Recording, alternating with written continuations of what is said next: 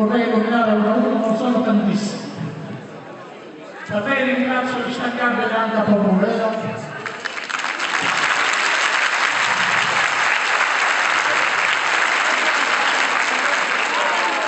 e il gruppo di accoglienza del ministro, ne abbiamo fatta tanti.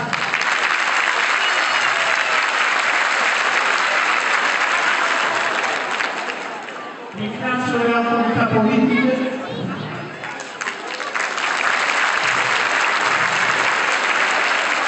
le autorità militari,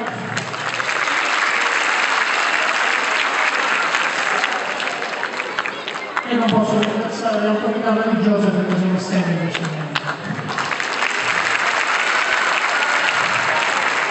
Poi ringraziamo lo stesso. Signor Ministro, grazie per averci dato questo grande sogno, il sogno di tutta la comunità. Grazie al nostro amico William, che ci ha seguito in questo percorso, ha permesso la costituzione dell'insegnamento del consolato di Giacatania. Consolato che sicuramente sarà una grande risorsa, e il Presidente che ha fatto il Ministro degli Affari Esteri sicuramente non avrà un costo sull'economia romena, anzi sarà un grande vantaggio.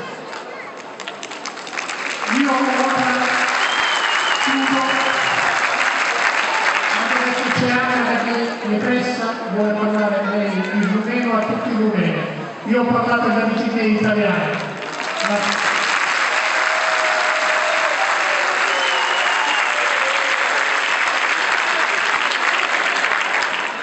Il professore ha parlato in italiano perché è sicuro che tutti noi lo capiamo.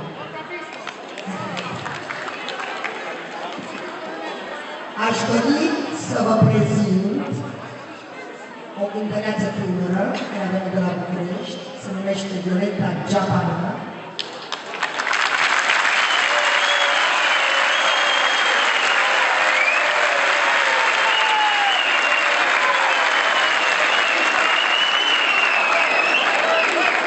Vă las în bună companie.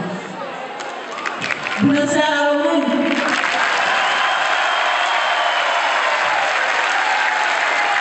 Vă aduc de la Malul Mării cântece înregistrate cu maestru Nicolae Bodroș și Orchestra Locală din Chișinău, pe care vă dedic astăzi pentru că avem motiv de fericire.